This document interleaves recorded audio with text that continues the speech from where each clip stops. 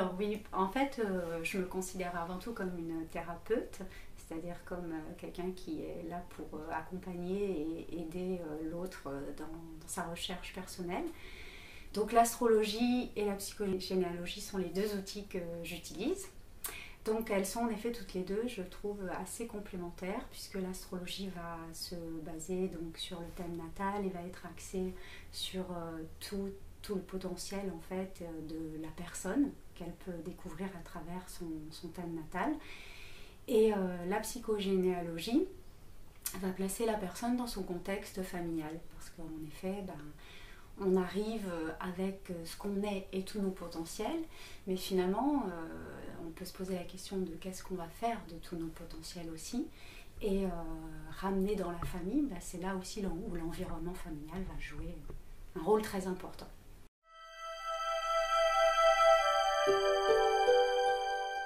Les personnes peuvent venir en fait pour tout style de problématique.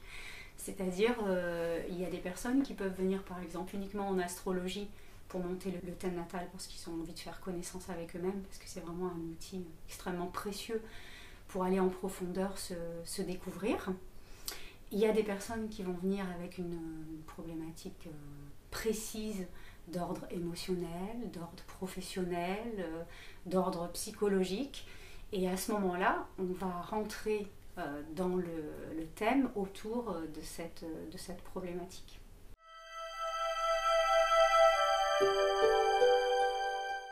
Pas du tout. Très bien que vous me posiez cette question, parce qu'en effet, l'astrologie n'a rien à voir pour moi avec la voyance. D'abord, c'est un outil, et ça reste un outil extrêmement en effet symbolique, mais qui demande une interprétation. Mais c'est un outil, et donc à aucun moment, je ne vois quelque chose, je ne perçois. C'est simplement une interprétation de corrélation de symboles et de données qu'on décrypte, qui vont permettre d'aider la personne. Et puis en plus, il n'y a pas de fatalité dans l'astrologie, la personne de toute façon garde toujours son libre arbitre, c'est ça. C'est finalement qu'est-ce qu'on fait de ce que l'on a. Et on a toujours la possibilité de choisir de ce que l'on en fait.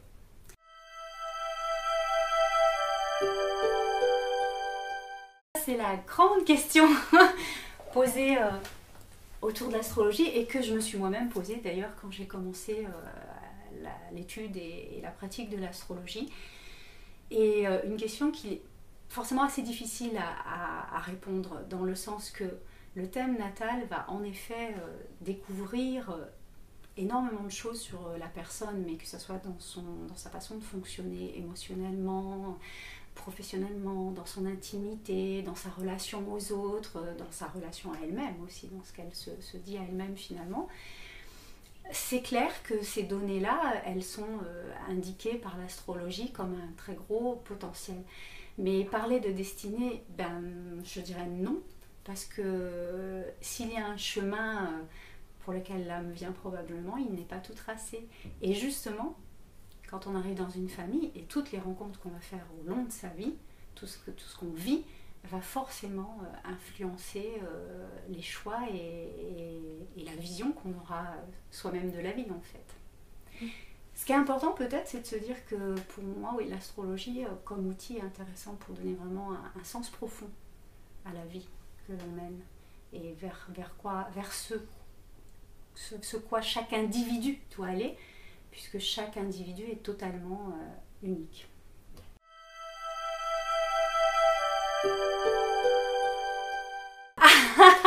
La grande question aussi autour de l'astronomie et de l'astrologie, qui ont en effet un lien, l'astronomie étant purement scientifique, si on peut le voir ainsi, et l'astrologie étant extrêmement symbolique. Mais c'est quand même un outil ancestral depuis très longtemps. Moi, je dirais que j'aime bien rester simple, c'est-à-dire que est-ce qu'on a vraiment besoin d'avoir tout rationalisé dans notre vie et comprendre d'où vient tout, je ne suis pas sûre. Ce qui m'importe vraiment par rapport à cet outil, c'est son efficacité pour aider la personne. Et voilà, ne serait-ce qu'à se connaître elle-même, à avoir aussi des relations harmonieuses avec son entourage, voilà, une relation harmonieuse avec elle-même, avec son entourage, avoir la confiance en elle, pouvoir entreprendre ce qu'elle peut entreprendre, mais avec cette base qui va nous indiquer quand même et nous donner beaucoup de clés sur là où il y a des réelles possibilités, des réels dons, et là aussi où on peut repérer des obstacles, donc des choses qu'il faudra monter à la conscience, des choses dont il faudra se libérer, qui expliquent pourquoi certaines personnes à des moments sont bloquées dans leur vie ou sont même dépressives ou pas bien.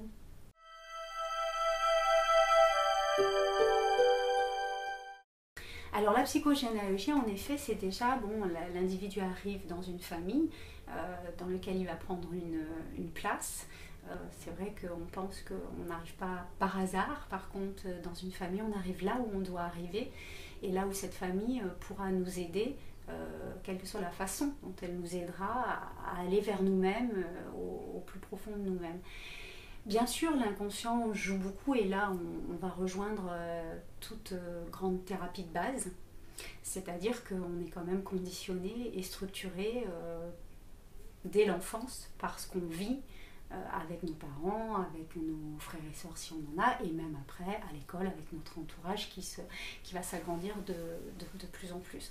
Et là c'est important que la personne en fait puisse comprendre, d'abord comprendre sa famille, avoir des fois un autre regard sur sa famille, ça c'est important, comprendre tout ce qui se passe dans cette famille, c'est-à-dire qu'une famille elle est pleine de qualités, pleine de dons, pleine de valeurs qu'elle transmet, mais elle est aussi parfois porteuse, et là c'est totalement inconscient, de souffrances personnelles, d'individus de la famille, de traumatismes qui souvent n'ont pas été dits, n'ont pas été parlés réellement, et vont être retransmis, aussi bien qu'on retransmet un bagage cellulaire avec la génétique en fait. Voilà, et ça c'est souvent une donnée qu'on a du mal à avoir, mais si la génétique elle transmet la couleur des yeux, eh bien l'inconscient transmet aussi des émotions et des souffrances qui ont pu rester et se cristalliser, et qui à ce moment-là n'appartiennent pas forcément à l'enfant ou l'enfant grandissant d'ailleurs, mais qui va impliquer chez lui des comportements qu'il ne saisira pas pour quelle raison. Et là, on peut parler des fois de vraie libération, c'est-à-dire des choses qui sont vraiment bloquées dans une vie, ne pas arriver à avoir un enfant, ne pas trouver de travail, voilà, et qui sont reliées au vécu de quelqu'un dans la famille qui aura eu une problématique autour de ça. Alors en effet, ces deux outils, c'est vrai que là j'ai commencé par l'astrologie et je me suis après intéressée à la psychogénéalogie, en effet pour avoir ce parallèle. Pourquoi ? Parce que ce qu'on va voir en effet dans la carte du ciel peut concerner aussi la famille, puisqu'on y voit la place de la mère, la place du père, la place des frères et sœurs, la maison de la famille, enfin et plein de choses. Et en effet cette corrélation, on va la mettre en place avec ce qui est raconté de l'histoire familiale, ce qui donne après énormément de pistes. Ce qu'il faut comprendre, c'est que l'individu, il est unique, il est extrêmement complexe, et en effet des choses lui appartiennent totalement, et c'est ce qu'on découvre dans la carte du ciel en fait, et des choses par contre ne lui appartiennent pas, lui ont été transmises. Ce qui est important en fait, c'est de trouver l'équilibre pour la personne. Ce n'est pas de se dire oui c'est à cause de ci, à cause de ça. C'est pour ça que par exemple je n'amalgame pas du tout l'astrologie à la voyance, ce n'est pas à cause de quelque chose. On est à un endroit, on est à un moment T, ce qu'on est, on fait ce qu'on peut comme on peut, et tous les gens qui nous ont entourés ont fait ce qu'ils peuvent et ce qu'ils ont pu. Ce qui est important c'est de savoir ce qu'on garde pour soi en fait. Comment on se structure, comment on s'équilibre, comment on va vers un mieux-être, comment on va simplement vers soi-même et avec des relations si possible plus harmonieuses avec son entourage. Et on commence par un travail avec la famille, parce que c'est quand même la source et le berceau de l'enfant autour de sa structure psychologique.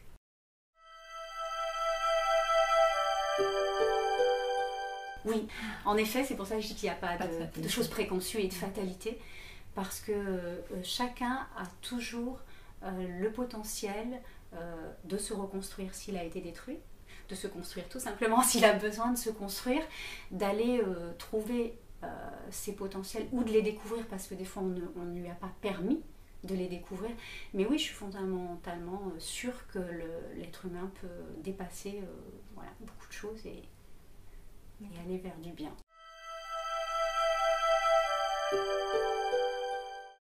Alors les recherches, on peut maintenant, il y a quand même beaucoup de banques de données qu'on retrouve sur internet. C'est vrai que si on n'a vraiment pas d'informations, ça peut être un petit peu plus fastidieux.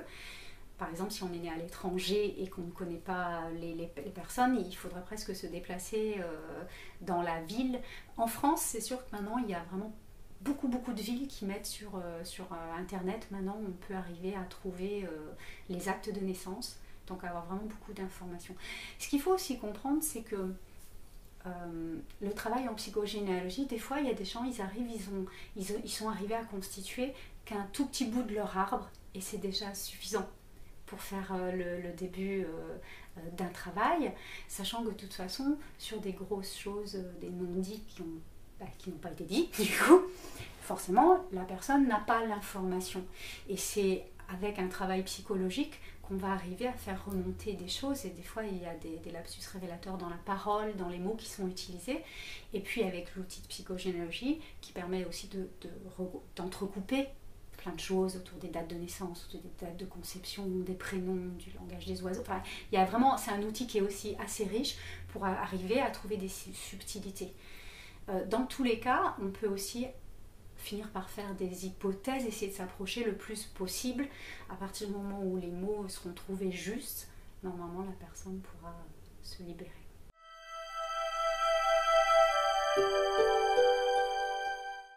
Alors, en astrologie, par exemple, c'est très différent parce que si la personne vient que pour faire connaissance avec elle-même, voilà, on monte le thème, il faut souvent quand même 2 séances parce que c'est très riche et très dense.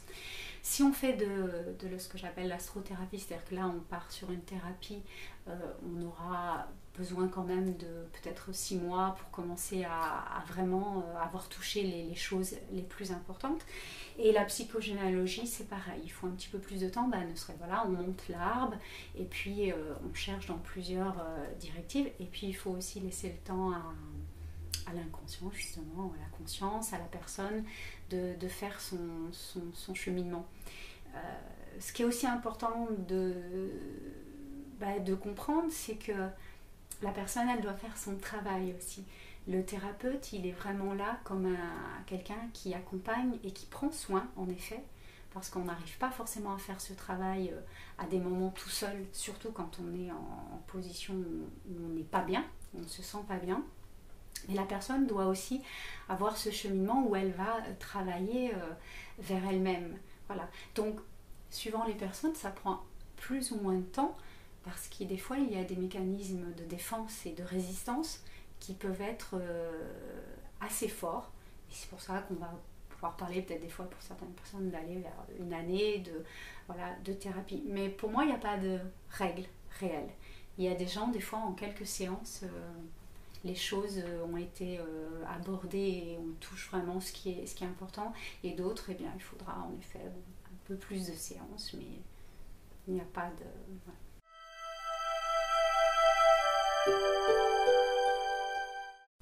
Alors en effet, comme j'ai une formation des arts déco en première formation, on va dire, à un moment donné, ça me semblait vraiment intéressant de lier en fait toutes les pratiques, tout ce que j'utilise dans ma vie, l'art étant quelque chose qui m'appartenait un peu plus, on va dire, au départ. Et donc j'ai commencé par faire une série de tableaux autour de l'astrologie pour pouvoir dégager sur chaque signe le potentiel du signe. Et après, en effet, j'avais envie de proposer on va dire des tableaux picturaux astrologiques totalement personnels, c'est-à-dire où on aurait le potentiel qui est révélé par le thème natal et par l'entretien que j'ai eu avec la personne, là où elle en est au moment où je la rencontre et ce qui lui parle le plus, afin de dégager quelque chose de pictural et d'énergétique pour la personne. C'est-à-dire qu'elle puisse avoir chez elle quelque chose qui fait appel à l'émotion, parce que l'art fait toujours appel à l'émotion et à l'énergie, et qu'en même temps elle puisse en quelque sorte se ressourcer, se retrouver dans son tableau. Alors en effet, moi je le propose en tant qu'artiste, et maintenant j'aimerais même, si certaines personnes ont envie de se lancer dans l'acte créateur, ou certaines personnes qui aiment la peinture, qui déjà pratiquent, de proposer à ce moment-là de les accompagner et qu'elles-mêmes réalisent leur tableau. À ce moment-là, on l'envisage ensemble au départ, je les accompagne, mais l'acte de peinture se ferait par la personne elle-même. Donc les deux possibilités sont offertes, au même titre que si quelqu'un veut l'offrir aussi à quelqu'un de son entourage auquel il est attaché, il n'y a pas de souci. Pour un cadeau de naissance. Pour un cadeau de naissance, pour un cadeau de mariage, parce qu'on peut aussi faire le tableau, par exemple, de la synastrie, c'est-à-dire de la rencontre des deux thèmes. Ça peut être aussi une très belle chose. À ce moment-là, il n'y a pas de souci, je peux travailler sans voir la personne. Après, quand c'est plus thérapeutique ou quand c'est mieux quand même d'avoir une consultation avec la personne, mais voilà, il peut y avoir aussi un effet surprise qui reste autour du tableau artistique.